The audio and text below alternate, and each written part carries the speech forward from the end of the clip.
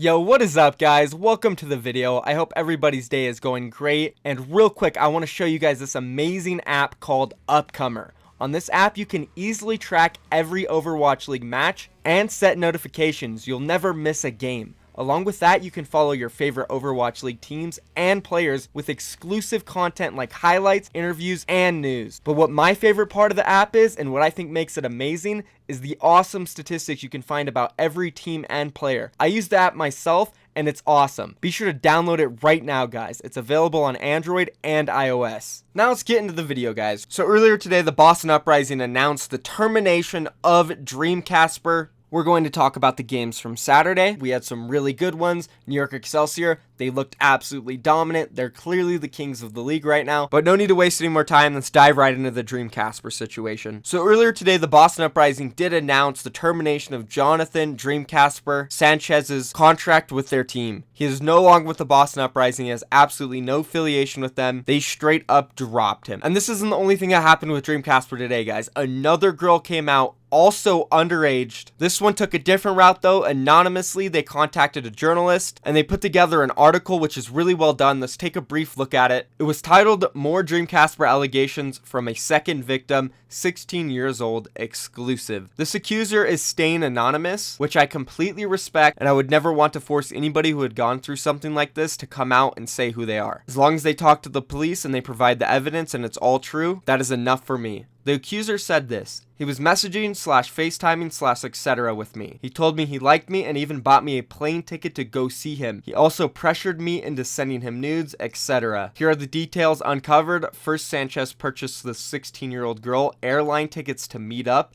the girl says. "Before they actually met up, the girl canceled last minute, claiming her mom wouldn't let her actually make the trip." Below, you'll find a few bits of the conversation provided to Heavy, showing Sanchez offered to pay and was aware of her age, claiming he is just 2 years older. Holy crap. Alright, let's take a look at these screenshots. I'll see what I can work through because I'm low-key hella broke right now. LOL. Nah, it's okay. I can pay. No, LMAO. What do you mean? That's way too much for me to ask for you. Well, depending on which airport you go to, it can be super cheap or super expensive. Don't worry, I'll figure something out. Why won't you let me pay? Because I'll feel bad. July 9th. What a nerd. Such a dork. That makes me older by 2 years. Wow. Guys, he just lied about his age. He is 21 years old, and he just told this 16-year-old girl he was 2 years older. That would make him 18. He's lying. Seriously, thank you so much, and you really didn't have to do that, but I appreciate it so much. Oh my god, I'm low-key about to cry. Old man smiley face. Okay, the $86 is nothing. The $500 one is gonna make my wallet cry if you bail last minute again. Bum ass.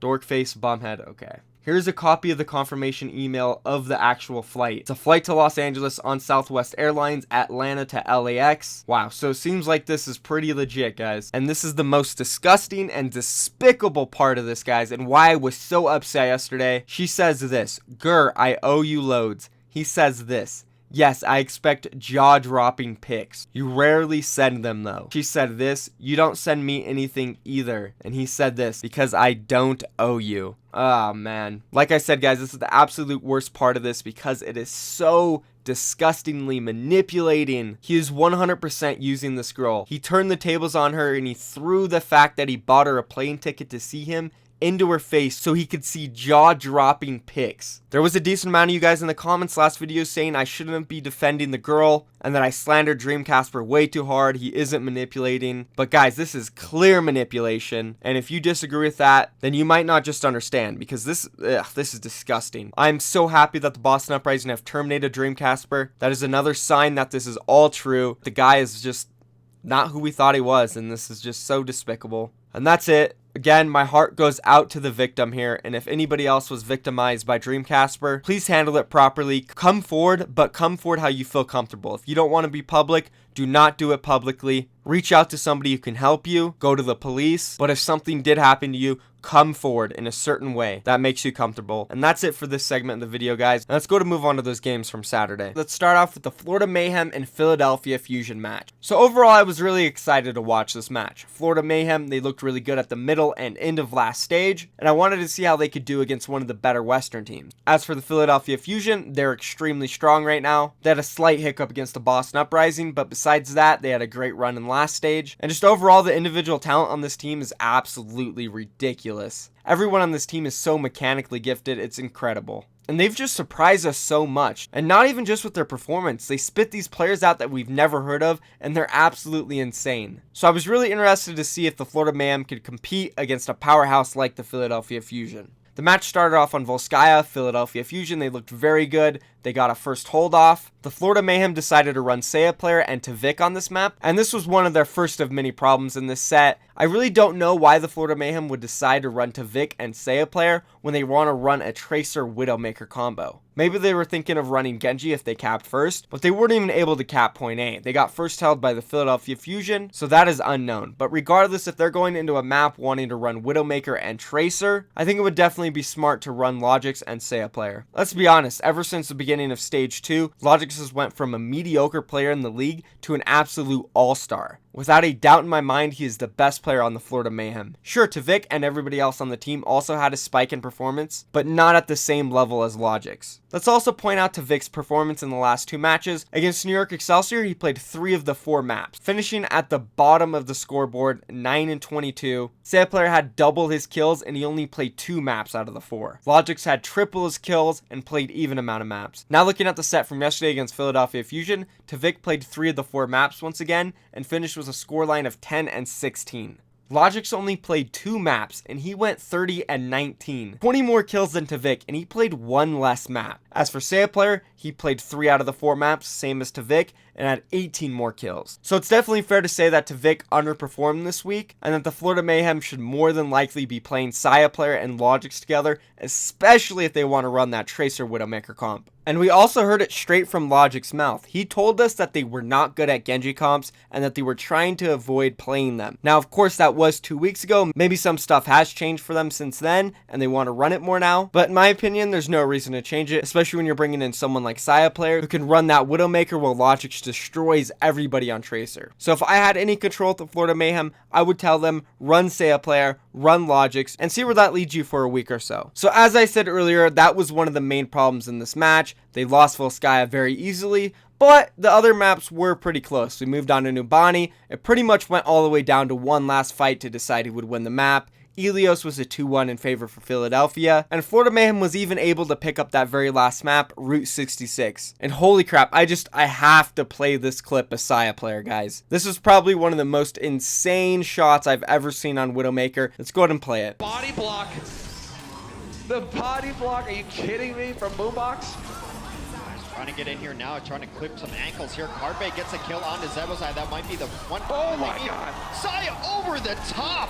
I think it's just so impressive how he's able to hit those leg shots under the banner, then the insane shot on the Diva, and then that very, very ballsy grappling hook up in the air where he picked off Carpe.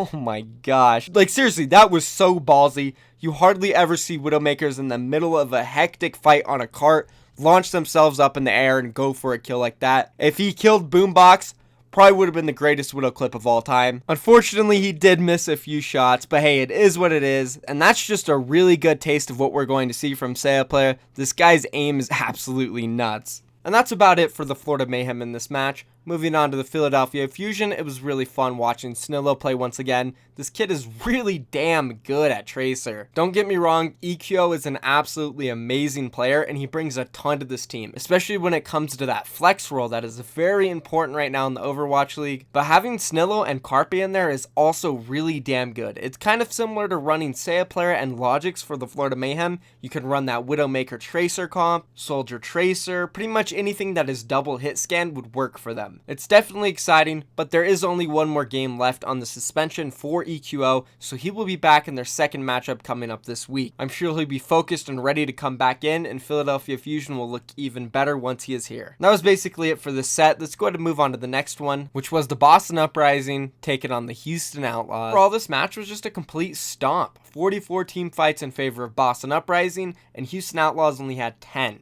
That's a 34 difference. one of the biggest I've seen in the league so far. 109 kills in the Houston Outlaws' favor to the Boston Uprising's 211. So statistically, this was one of the biggest stomps so far in the league. This honestly was a really tough match for the Houston Outlaws. Linkser was getting shut down in all areas. Literally was not able to get anything done on Genji, Tracer, Widowmaker, McCree. Nothing really worked for him. Same with Jake. Even his Junkrat play didn't look that great besides a little bit on Junkertown. Oh, and by the way, the Houston Outlaws, they lost on Junkertown, which is their home map. They've talked about it a few times in their post-match discussions, how they love Junkertown. They believe it's their best map. Definitely was a close one. The only map that you could say was pretty close in this set. But Boston Uprising did come out on top at the end, and is mainly due to the fact that the Boston Uprising all around are just so damn good. And one thing I want to note about Striker in this match, he didn't just play Tracer. We got to see a lot of Junkrat, actually going 37 and 11. So about 70% of his kills came from the Junkrat in this set, showing that not only is he a god on the Tracer, but he also can flex and play that Junkrat, and he showed Jacob, that's for sure. Moving on to Dream Daddy, he also had a really good set, going 56 and 16.